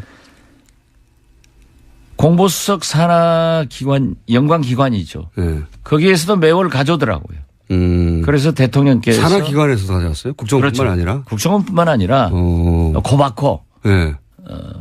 언론재단 가져왔어요. 그래서 대통령께서 어떠한 경우에도 산하기관, 연관기관에서 일체 돈 받지 마라. 그리고 또 과거에는 예. 그 산하기관 경비로 해외 출장을 많이 갔어요. 어허. 또 기자들도 산하기관 그 돈으로 갔어요. 청와대가 그러니까 그냥 산하기관들 돈을 그냥 갖다 썼거든요. 그렇죠. 쉽게. 네. 그런데 그걸 가져왔더라고요. 가져왔는데 대통령께서 해가지고 일치 안 받았어요. 국정원도 마찬가지고. 마찬가지고. 또 그 기자들도 우리 김대중 정부 때부터 해외 출장이나 지방 출장 갈 때 전부 돈을 받았어요. 심지어 프레스센터. 예. 외국 나가면 프레스센터를 쓰잖아요. 예. 그 경비까지 다 받았어요. 기자들로부터. 언론사로부터. 그러니까 돈을 그쪽에 주는 게 아니라 거꾸로 언론사로부터 받았다 그때. 받았죠. 자기 비용은 자기가 내라. 그게 이제 전통이 됐는데 예. 그래서 김대중 정부는 없어요. 그렇구나. 만약에 그렇게 의심스러우면 당군 할아버지 때부터 한번 정보부가 얼마나 갖다 준 데가 바보라고 그랬어요. 그런데 이제 문제가 예. 그 탑시크릿 국정원 예. 저자인 김당 전 오마이뉴스 국장에 의거하면은 노무현 정부 때 예. 김만복 예. 전 국정원장이 문제가 좀 있을 것이다. 예. 그런 얘기를 제기했더라고요. 김만복 그런데 국정원장은 실제로 있으시다. 김만복 국정원장은 좀 문제가 있어가지고 예. 저한테 많이 찾아와서 제가 시스템을 좀 원세훈 아시는군요. 원장하고 좀 얘기를 해서 해결해 준 적이 있기 때문에 그 부분은 제가 자신 없어요. 알겠습니다. 김만복 국정원장 부분은 잘 모르겠으나 개인적 일탈일 거예요. 개인적 일탈일 수 있으나 김대중 정부 때는 그런 일은 자유한국당이 그런 주장을 하길래 제가 여쭤본 겁니다. 김대중 정부 때부터 이미 그런 일이 있었다고 하는데 그게 아니라 그 이전 자유한국당은 예. 자기들이 그런 거 선수였으니까 남도 잘하겠지 하는 거예요. 그 1억씩 간 거는 어디다 썼을까요? 모르죠 뭐. 그거야. 네. 1억 한번 받아봤어요? 그랬으면 좋겠습니다. 안 써봤으니까 모르는 거예요. 매달. 그런데 우리도 안 써봤는데 왜 저한테 물으세요? 아니 그래도 이제 대표님의 그 경험치와 전문용어로 통밥이라고 하죠. 예, 통밥으로 볼 때 그 돈은 이렇게 됐을 가능성이 있다 정도. 뭐 시술비에도 썼고 그러지 않았을까 그래요. 누구의 시술비라고 말씀하시지 않았습니까? 박근혜 대통령.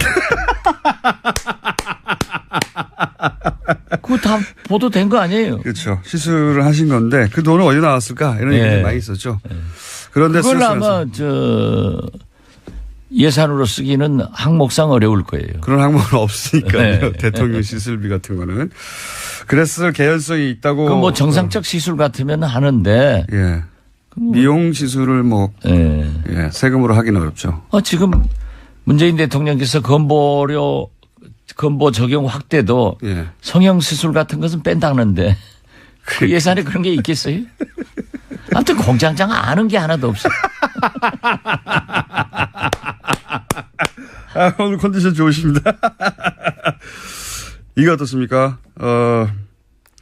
서청원, 최경환 출당은 어려울 것이다라고 지속적으로 말씀해 주셨는데 여전히 그런 상황입니까? 네, 저는 어렵다고 생각합니다. 왜냐하면 현역 의원의 출당은 3분의 2. 예. 의원 3분의 2가 있는데 의원들이 안 해요.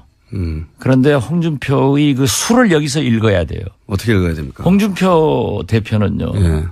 박근혜 대통령은 평당원이기 때문에 윤리위원회에서 해서 열흘만 넘으면 자동적으로 그렇죠. 출당이 되는데 예. 서청원, 최경환 두 분은 3분의 2가 돼야 되니까 안 되는 걸 알고 있어요.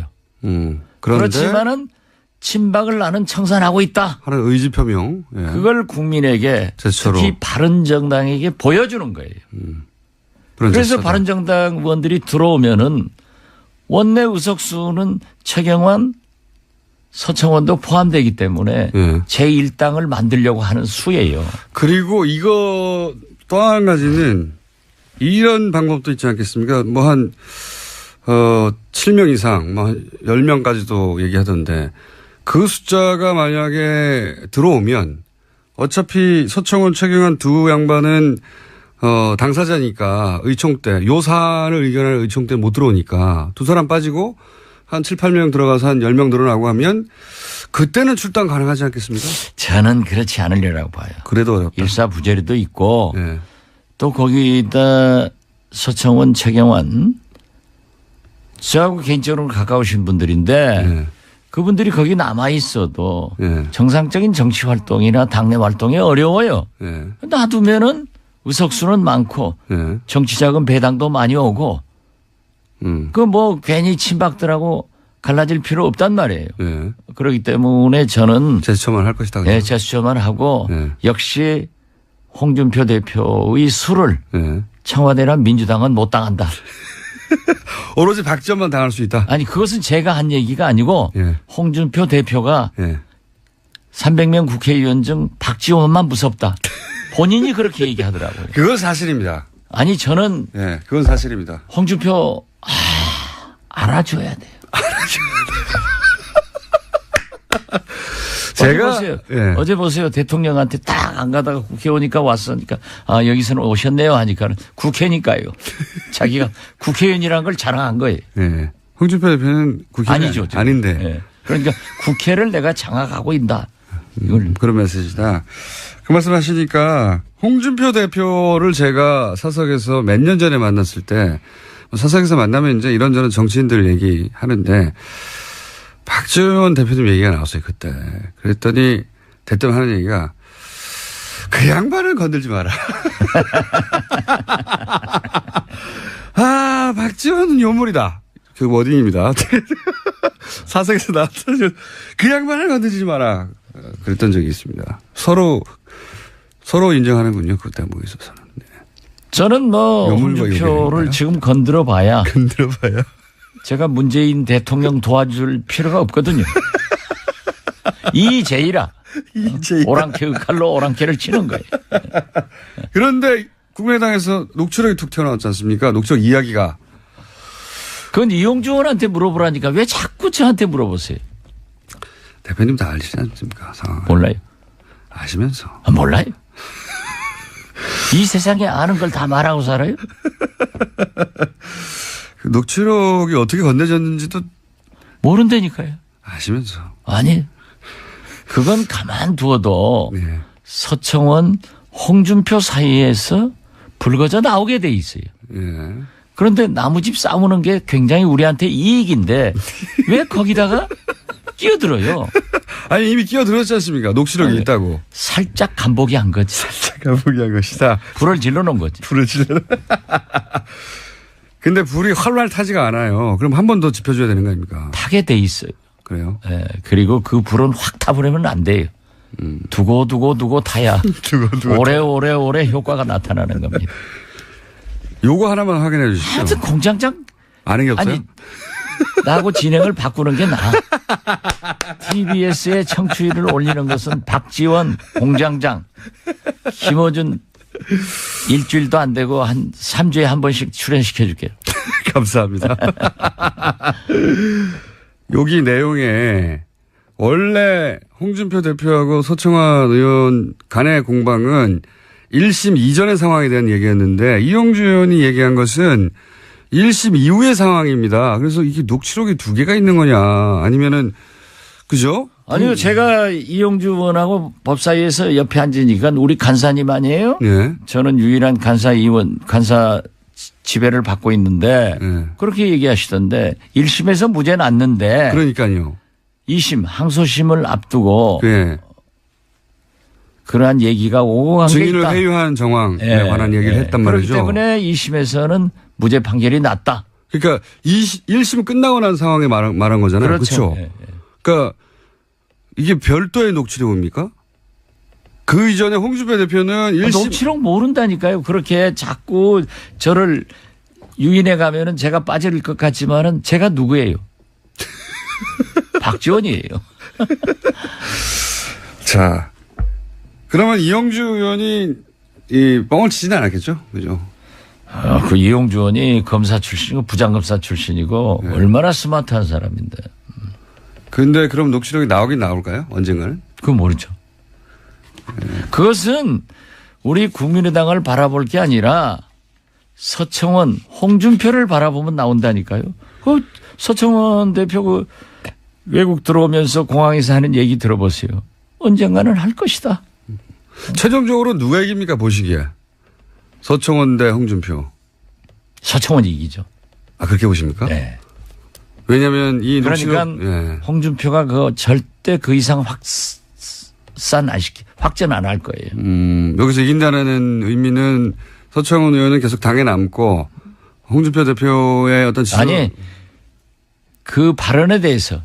그 발언. 예. 녹취록 이 배틀에 있어서는 적어도 서청원 그렇죠. 대표가 이길 것이다. 나는 그렇게 봐요. 녹취록 내용을 아시는군요. 몰라요.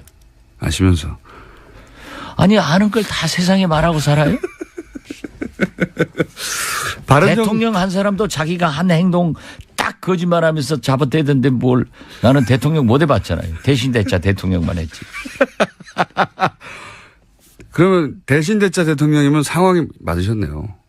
상황은 아니고 하왕이지. 하왕 정도. 대신했으니까. 하왕 정도 하셨습니까? 홍준표 대표하고 두 분이서 따로 사석에서 만나서 이런 얘기 주고받고 하신 적은 없어요? 한 번도 없어요. 그러신 것 같더라고요. 예. 예. 두 분이 서로를 존중하면서 또 괴롭히고 싶어 하면서 동시에 인정도 하면서 이런 것 같더라고요. 예. 언론에 나오는 얘기만 봐도 알고 예. 그 박찬종 예. 전 의원. 선배 예. 그 의원이 아주 그 재밌는 얘기를 하더라고요.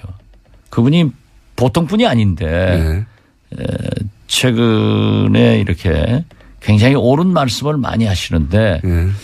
홍준표 대표가 그 말을 하는데 어쩐지 홍준표답지 않은 표정을 하더라. 녹취록에 관련된 예. 얘기를 하는데 그러면서 예. 냄새가 나는 얘기를 하길래 예. 과연 박찬종도 박찬종이다. 진짜 그 아주 재밌는 표현 아니에요. 미세한 표정 변화를 잡아내서 예, 아주 그 자신 없어 하더라 하는 말씀을 듣고 박찬종 선배님 진짜 대단하신 분이에요. 예. 그러니까 자신 없어 할 녹취록 내용을 알고 계시다는 얘기네요. 그런 감이 있다는 거지. 그런 감이 있다. 그거 이용주 의원 누가 줬을까요? 모르죠. 아시면서. 몰라요. 아시면서. 오늘 전부 나를 그렇게 아주 전지전능하신 무슨 뭐 하나님 취급하는데 저 모르는 거 많이 몰라요. 바른정당은 어떻게 됩니까? 그럼 남은 바른정당은? 바른정당은 이제 다음 주 예. 11월 중순 전당대회 전까지 13일 전까지. 예, 13일 전까지 갈 사람은 가고 남을 사람은 남는 거죠. 그래서 당헌 교섭단체는 무너지고 예. 제가 볼 때는 집단 예. 혹은 전국적으로는 예. 흡수될 것이다. 한국당으로 많이 갈 것이다. 그렇게 봅니다. 1차 탈당하고 그다음에 추가로 탈당할 수도 있고. 그렇죠. 예. 그래서 결국 남는 사람은 뭐 몇 몇 사람 명? 남겠어요? 한 자릿수 따로 줄어들고. 예. 그럴 경우에는 통합의 대상이 안 됩니까? 국민의당 입장에서는? 뭐 영입의 대상은 되지만은 통합은 처음부터 없어요. 당대당은 안 된다가. 아니, 그 뭐가 있어서 해요? 싸르기하고 노적하고 합쳐놓으면은 안철수 대표는 근데 통합 얘기를 계속 했지 않습니까? 뭐 오늘 아침 인터뷰한 걸 보니까 통합은 예. 아니지만은 예. 선거 연대. 정책 연합 같은 것은 가능하지 않느냐. 예.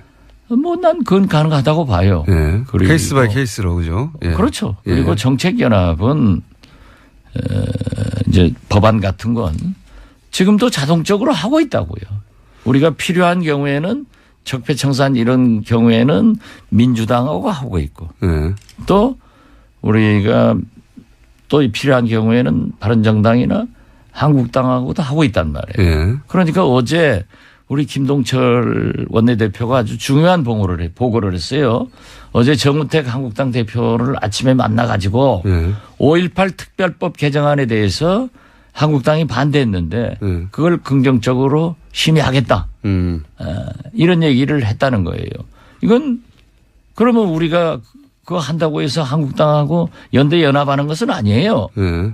우리가 제3당이기 때문에 국민이 제3당은 양당제에서 극단적으로 나가는 것을 잘 조정하고 국가와 국민을 위해서 좋은 일을 하라 했는데 굉장히 좋은 일 아니에요. 이런 게 자동적으로 되는 거지.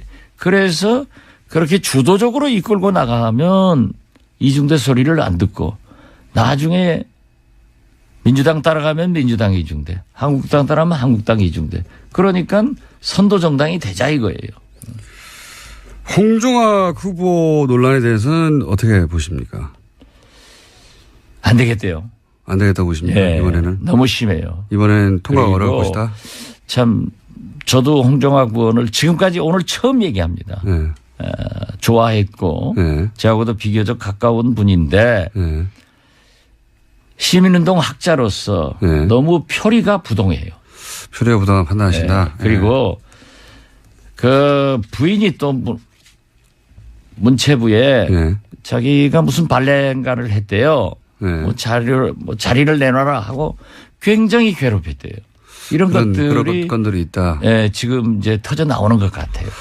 뭐 청문회에서 해명할 건 해명하겠지만 어쨌든 지금 현재 상황 저는 예. 문재인 대통령께서 이렇게 높은 지지도, 훌륭한 시정연설 이런 걸 했으면은 그렇게 문제가 있으면은 바로 설득을 해서 자기 자진 사퇴를 하든지 임명 취소를 해주는 것이 훨씬 더 좋은 대통령이지 안 되는 걸 밀어붙여가지고 틀림없이 저는 그럴 것 같아요. 청문회에서도 문제가 되면은 그대로 임명 강행해버리면은 오만으로 보이는 거예요.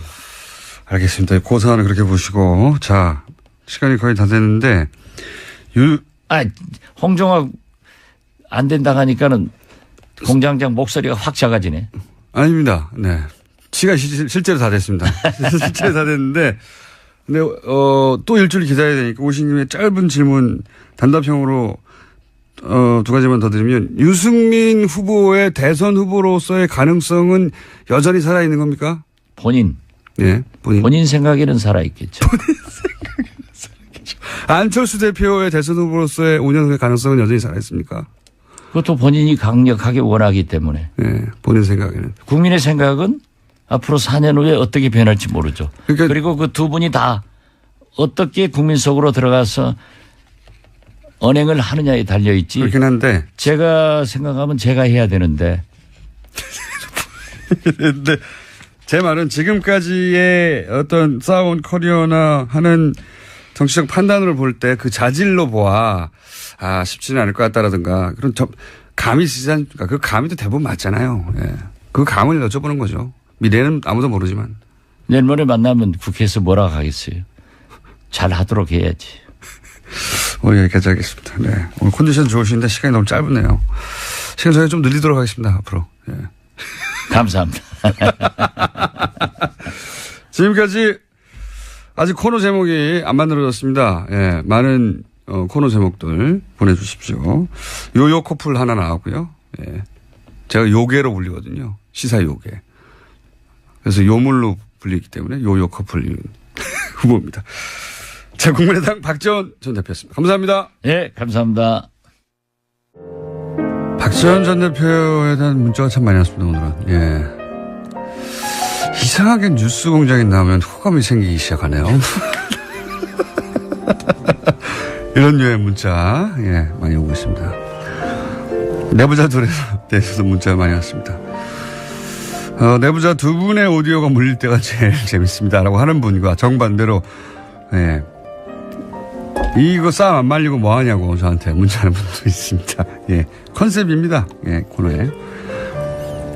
필리핀 지방어로 다스 누구 겁니까? 까이낀사냉 다스. 제가 정확한 발음인지는 모르겠습니다만 써있는 대로 있습니다. 따갈로어로는 까니뇨 다스 이또. 미얀마어도 없네요. 다스가 베두에레? 에스페란토 나왔습니다. 키에스 포세다조 다스 에스타스. 뭐네요.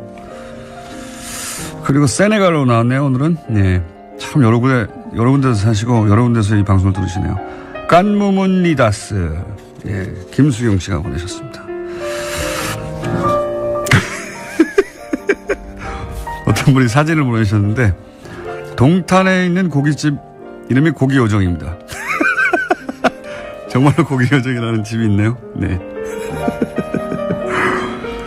자, 그리고 또 11-3번 버스 타고 출근하는데 뉴스공장을 틀어보고 계시는데 볼륨을 작게 하고 기사님만 듣고 계시네요. 저도 듣고 싶어요. 수원 사단간 버스 7001번 뉴스공장 들으시는 청량리 가는 120번 버스 기사님도 뉴스공장을 들으시고 뉴스공장 틀고 있는 버스에 타면 반가워서 인사를 더 크게 합니다. 불친절한 AS 여기까지 하겠습니다.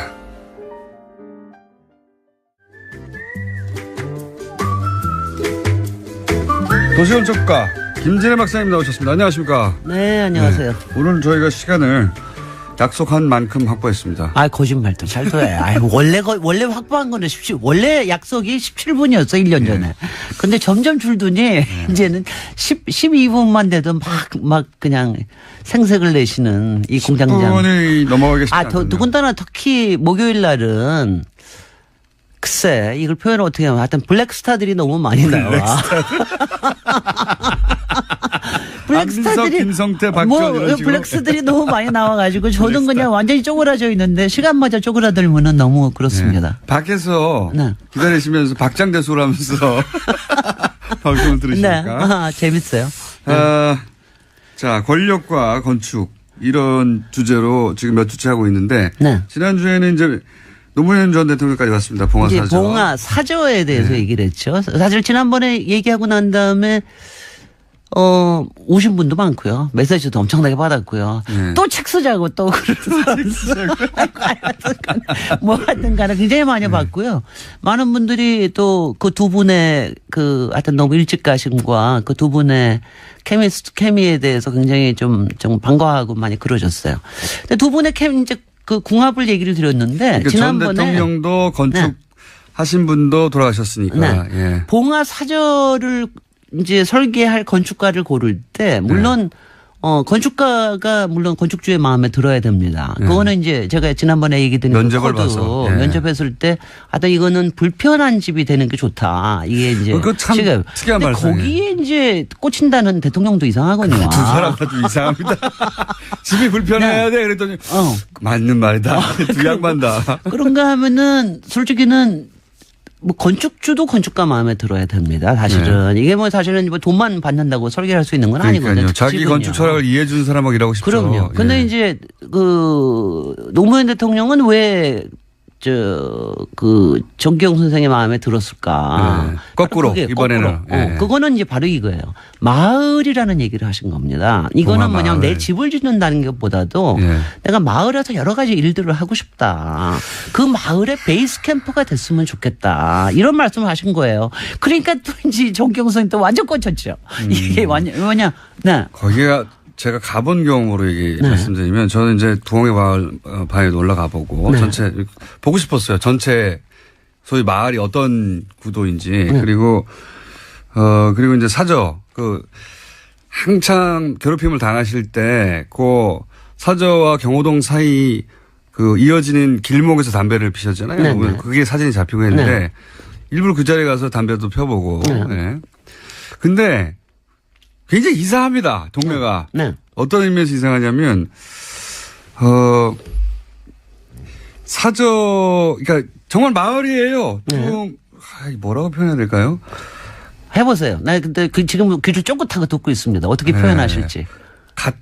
마치 이제 같은 종교를 믿는 소수 종교를 믿는 분들끼리 자기들끼리 마을을 꾸며가지고 그 안에서 어떤 지속 가능한 공동체를 만든 것 같은 그런 느낌이었어요, 저는. 네. 그러니까 뭐 예전에 마을들이 되게 이제 그 시족 마을들도 있고 친족들이 모여서 하는 마을도 있고 이제 이런 경우니까 그럴 수도 있는데 저는 그것보다도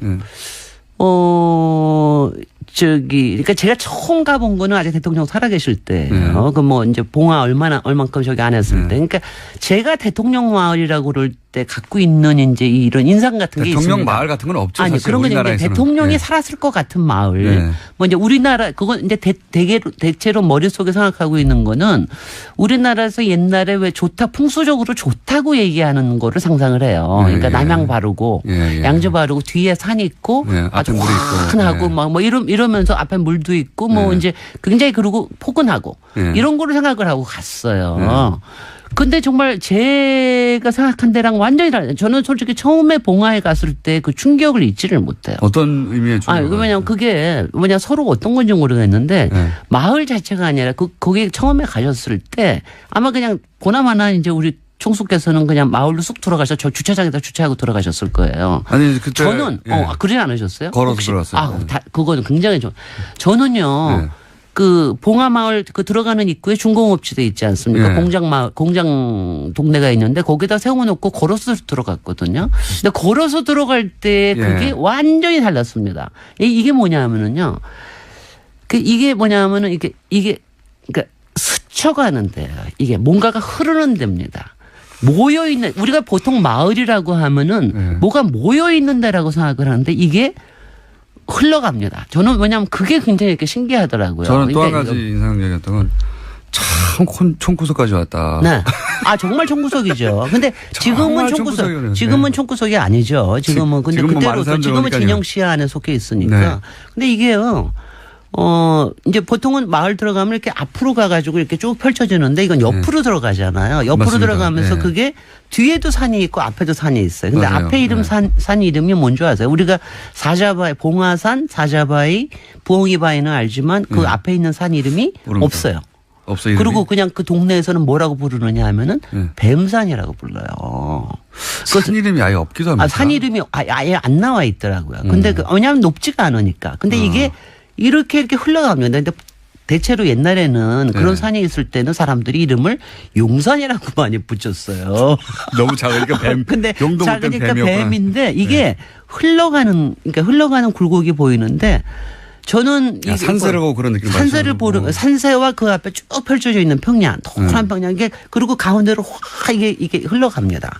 그게 저는 야, 이건 정말 그러니까 뭔가 기가 흘러간다라고 하는 그런 느낌을 저는 받았어. 그래서 굉장히 신기했는데 그 뱀산이 그래서 솔직히는 이제 풍수하시는 분들이 이 마을을 굉장히 많이 해석을 하셨습니다. 어떻게 해석하나요? 여기에 이제 근데 제가 이제 풍수 얘기하면 자칫하겠네. 그 얘기만 나오니까. 근데 이 얘기만은 이게 기가 흘러가는 데는 맞아요. 모 있는 곳보다 흘러가는 거. 그다음에 뱀이라고 하는 게 용이 아니다. 용은 완성된 거지만 뱀이라고 하는 거 아직도 뭔가 되려고 꿈틀대는 데다.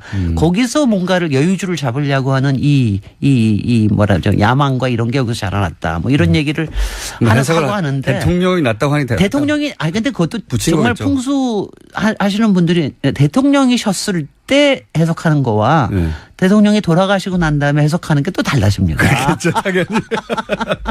그런데 네. 이제 뭐냐면 제가 얘기 드리고 싶은 거는요. 그 봉화라는 거를 이제 삶의 공간으로 보는 거하고 그다음에는 이제 사실은 어떤 기의 공간 이런 거로 보는 거하고 두 개가 다 있을 거예요. 우리가 특히 돌아가시고 난 다음에 삶의 공간으로 보신 건 그게 바로 대통령께서 보신 겁니다. 마을에 가시자마자 하신 일이 화포천에 가서 그 앞에 이제 천이 흐르는데 화포천에 쓰레기 줍는 일부터 하셨어요. 오리농법으로 그렇죠, 노동법 네. 하셨어요. 그다음에 앞에 조금만 야산에다가는 장군차 심기 시작하셨어요. 그리고 여기가 감이 유명하니까 감 가지고 뭐 어떻게 영농조합을 해볼까 뭐 이런 등등의 그러니까 마을의 어떤 말하자면 새로운 미래 이런 거를 좀 만들어 보려고 하는 이런 삶의 공간으로서의 봉화에 대한 생각. 그다음에는 제가 앞에 얘기한 대로 이게 확실히 기가 있습니다. 그러니까 어느 마을마다 어느 공간마다 기가 있거든요. 그 기가 저는 이렇게 생각이 돼요. 왜냐하면 저는 제가 노무현 대통령을 좋아하고 이런 이유가 뭐냐면요. 제가 앞에서 흘러간다고 하니까 본인이 내가 이걸 다 담을게라는 얘기를 하신 적이 한 번도 없습니다. 그러니까 저는 그게 좋더라고요. 그러니까 어떤 점에서 굉장히 겸손하신 거예요. 대신 끊임없이 움직이자. 그리고 세상을 움직이는 거는 계속해서 우리 움직이는 우리의 힘으로 이게 간다라는 이제 이런 얘기를 하신 철학과 더불어서 봉화마을에 바로 그런 길을 담고 있는 데다. 이런 생각을 하면서 제가 사실은 봉화의 그 묘소 이제 지금으로 봐서는요. 봉화의 묘소가 이렇게 삼각형으로 되어 있습니다. 이렇게 산 위에서 찍은 사진을 보시면 알지만 저쪽에서부터 쭉 들어오면서 그 이제 봉화 그 노란 들판이 펼쳐지면서 거기에 이제 노무현 대통령 얼굴도 그리고 이제 벼 가지고 그리고 이러면서 쭉 오면 그러니까 삼각형으로 꽃갈 모양으로 돼 있어요. 꽃갈 모양으로 해서 거기서부터 오면은 이게 뭘 받아내는 것 같이럼 돼 있어요. 그래서 거기에 거기 있는 박석이 말하자면 어떤 클라이맥스를 보여주는 것처럼 이렇게 돼 있는데요. 건축가는 그런 걸 보는군요. 그러니까 이게 뭐냐면 이런 기의 흐름을 느낀다고 하는 게 굉장히 중요한 거예요. 저는 그런 건 아니고 네. 저는 그런 건 볼 안목이 없고 제가 느낀 거는 느끼긴 하셨을 거예요. 보시진 않았더라도. 네. 야 정말 시골이구나. 여기까지 지금도 가기가 쉽지 않고요. 사실은 교통도 불편하고 그때는 더 어려웠죠. 네. 예. 본인이 정말 은퇴한다고 생각하고 진짜 은퇴의 마음으로 여기까지 왔구나. 그렇지 않고서는 삶의 미래를 생각을 하시고 오신 거예요. 그러니까요. 그러지 않고서는 갈 수 없는 곳이에요. 네. 너무 구석에 처박혀 있고요. 글쎄 말이죠. 예. 이거는 뭐 정치인들이 보통 대중을 떠나는 걸 두려워하거든요. 네. 아니 근데 그래서 이분은 진짜 은퇴를 한다고 정말로 마음먹고 왔구나. 아니 근데 은퇴하고 또 가셨는데 그래서 저도 가끔 그 생각을 하는데 거기를 우리가 너무 많이 찾아간 게 잘못됐었나 보다. 아니 왜냐하면 저는 처음 찾아갔을 때 네. 봉화마을 찾아갔을 때 이제 쭉 걸어 들어갔는데 마침 그때 대통령이 나오셔서 아직 거기 모두 없고 그럴 때 나오셔서 이제 헬로우 뭐 이런 거 이제 국민들 만나시고 그럴 때였는데 정말 행복해 보이셨거든요. 그러니까 그래 또 동시 생각한 게 대통령 재임 기간에 본인이 가진 모든 에너지를 다 썼고 네. 할 수 있는 본인이 후회 없이 할 수 있는 바를 다 했다고 생각했고 그래서 이제는 그거는 끝났고 삶의 그 단락은 끝났고 이제는 은퇴해서 자연인으로 이 동네를 내가 가꾸면서 동네 이장처럼 정말 은퇴한 삶을 그렸구나 이런 느낌을 받았어요 저는. 그래서 제가 이제 시간이 얼마 없어서 그래도 중요한 포인트 얘기는 하나를 해야 되겠어서 2분 남았습니다. 제가 이제 2분 남아서 저거 하는 게 이제 봉화에 가실 때요. 뭐 봉화 사절을 간다, 묘소에 가신다 이런 생각보다도 그냥 봉화 가시는 거로 생각을 하십시오. 봉화라는 마을 자체를 보고. 그러니까 아까 제가 묘소 얘기도 했는데 그 박석이라는 게 지금 사실은 이제 디자인적인 측면이나 기가 흐르는 거 보면 거기가 클라이맥스예요. 뭔가 있고 이제 거기에서 뭔가 그러니까 거기서부터 연결되는 선도 생각하십시오. 그리고 봉화에 가실 때는 절대로 주차장까지 가지 마시고 입구에서 거기서부터 걸어가시는 게 굉장히 좋아요. 그러면 이제 이게 무슨 길일까, 뭐가 이게 여기에서 흘러가는 게 뭘까라고 하는 게 느껴집니다. 그래서 저는 뭐랄까 독특합니다. 공간이. 아니요, 그거는요. 아니 그러니까 그걸요 우리가 말을 못하지만 길한 어느 공간에나 기가 있습니다. 그리고 대통령께서 과학적으로는 자기장입니까? 어저께 들었습니다. 뭐 자기장과 여러 가지가 있을 거예요. 그게 사실은 이제 풍수에서 얘기하는 게 햇볕과 바람과 물 이거의 관계에서 일어나는 거니까. 근데 저는 그게 이제 이런 거라고 생각해. 길하는 거를 무슨 우리가 뭐 나쁜 거나 무슨 미신적인 이게 아니라 우리가 공간에서 느끼는 어떤 에너지입니다. 그리고 자기의 충동이에요. 그래서 그거를 봉화를 생각을 하실 때는 봉화 가는 길에 그 마음이 어떤 건가. 그리고 봉화를 떠올릴 때 그 마음을 생각을 하시면 참 좋겠고요. 또 딴 얘기 좀 하고 싶은 거는 많은데 여기까지만 할래요. 왜냐하면 이 얘기가 굉장히 중요하기 때문에. 그래서 저는 제가 가령 이제 제가 어디를 갈 때 우리가 봉화라고 하는 걸 간다는 자체보다도 봉화를 그리는 마음, 봉화를 가는 마음 이게 굉장히 우리가 공간에 대해서 갖는 우리의 굉장히 좋은 태도라는 생각을 합니다. 그러니까 노무현 전 대통령을 좋아하셨던 싫어하셨던 제가 보기에는 그 공간을 한번 가볼 만하다. 그럼요. 굉장히 다른 느낌이 있습니다. 기까지는 모르겠고 여긴 정말 이상하다 이런 느낌 확실히 왔습니다. 신비롭기도 하고요. 각자 그 느낌은 다르겠지만 다르긴 합니다. 확실하게. 자 오늘 여기까지 듣겠습니다. 도시건축가 김진애 박사였습니다. 감사합니다. 안녕.